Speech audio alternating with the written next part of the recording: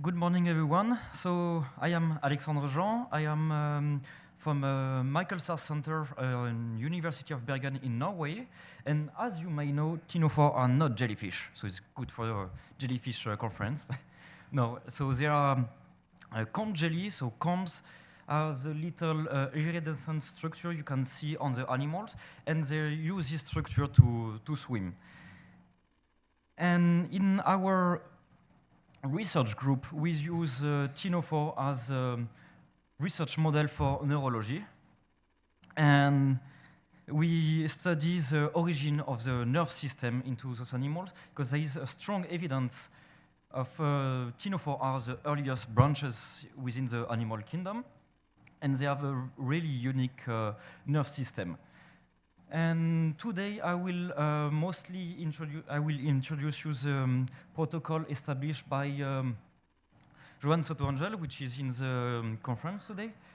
And I also add some modification to this protocol. At Michael Sars Center, we have a quite unique facility. We are culturing ctenophore all year long. So with that, we are able to do our research on ctenophore without depending on the abundance of animals in the sea. And this room is quite stable and to allow me to have quite stable condition, and I can control the water temperature. I have access to natural seawater, and I can divide my breeding system in 4 different units. So with that, I can also play with different parameters. And today I will show you 3 different species we are culturing. Our main model is Neniopsis lady, but I'm also developing other species. So Neniopsis lady, we have it in culture since 2018, and we have a stable culture. So since this period, we haven't collected a new broodstock in the wild, and so it's a quite sustainable protocol. And then since last year, I start to raise as well Bolinopsis infibidulum. And this year, I start to raise now the Pleurobrachia pileus. And by raising other species than Neniopsis, it will help us to open new doors for research. And maybe Neniopsis is just one exception within the group of ctenophore. But by culturing other species, we will know that. So in this presentation, I will show you some key parameters to culture ctenophore, or jellyfish in general.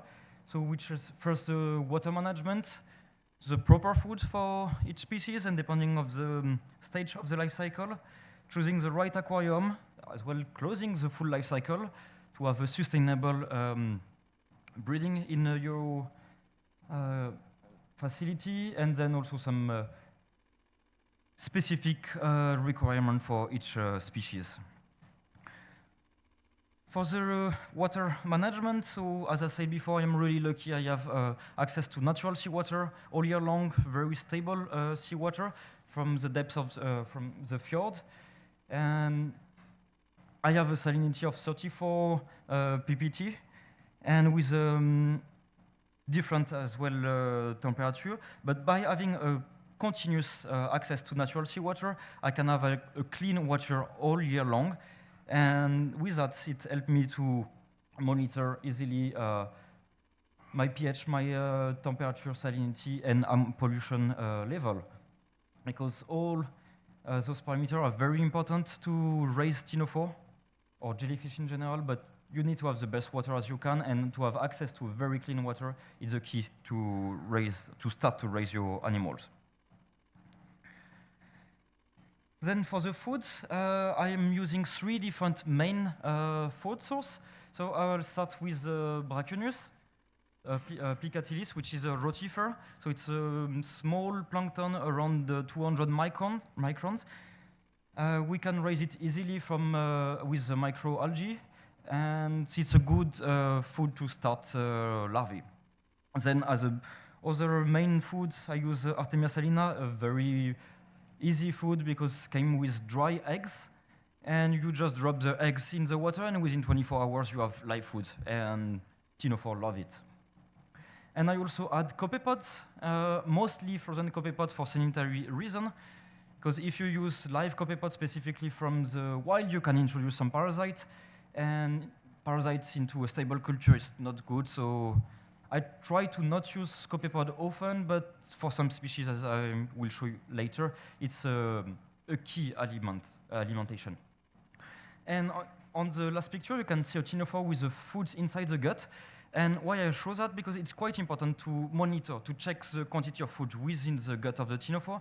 Because if you overfeed them, then they will just puke everything, and then you will introduce pollution. So for all jellyfish or ctenophore, it's very important to feed them properly and to not overfeed them, otherwise we will start to have water pollution.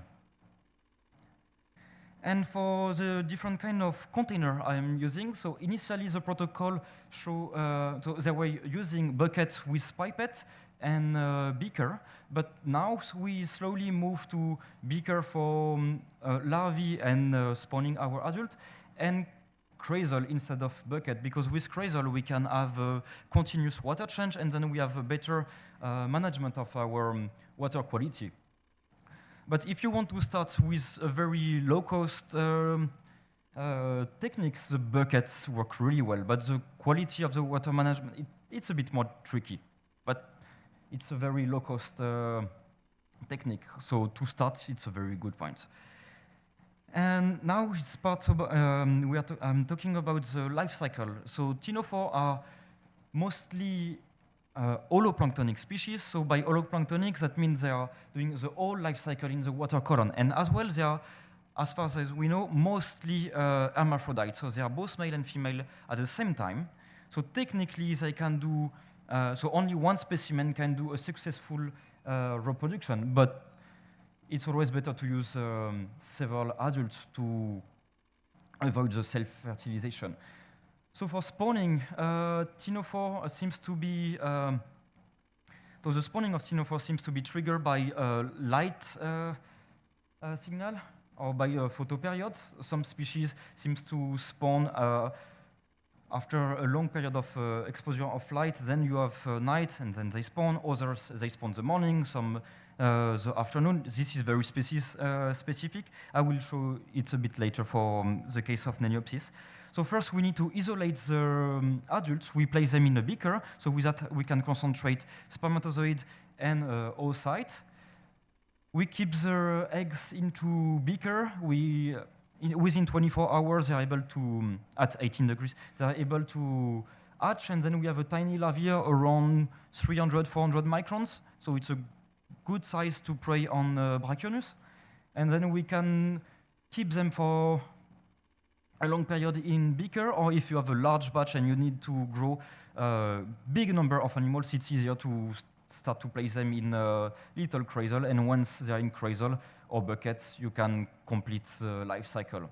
And within less than within a month, they're able to be what we call adult with a lobed form, and it's approximately 2 to 3 centimeters, but obviously they can grow larger than that size. And in the case of Neniopsis lady, as I said, the spawning is triggered by a light cycle. So for our population, because it has been shown that different populations have they respond differently to light within the species of Neniopsis lady, they need 7 hours of darkness before spawning. So for how can I say? For an easy management of spawning, I'm switching off, automatically switching off the lights of the animal facility at 2 a.m. So with that, the next morning at 9 a.m., animals are ready to spawn. So that means I can start the day, I come, I pick my animals, and then they're able to spawn. And after they spawn, like within less than an hour, I can provide the embryos to the researcher, and then they can play on the embryo, or then we can also raise the larvae for different experiments. And a small resume of the different requirements for each species. So Neniopsis lady, I forgot to mention, but it's not native from Europe. Initially, it's from America, but now, since approximately 20 years, it's invaded Europe and creates a huge bloom. and even up to north of Norway. And in Norway, the abundance period is, I would say, late summer to mid-fall. But in captivity, the best temperature range seems to be around 18 to 20 degrees for our strain, and with a salinity of approximately 26 degrees. And it's a shallow water species. And in the Norwegian fjord, the shallow water, so the surface water, is diluted by the continuous rain, because Norway is very famous for the heavy rain. For the main foods, I give rotifer. Rotifer seems to be the most important foods, and from juvenile to adult, and it seems to be important to give this food for maturation of adults. While for Bolinopsis, Amphibidulum, it's a bit a more sensitive species who need to be in colder water with higher salinity, and for them the key food seems to be copepods. But as I mentioned before, copepods are a bit difficult to raise, and so it's a limited factors.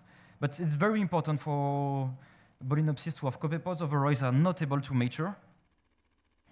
And Pleurobrachia, so who looks like more larval of Neniopsis,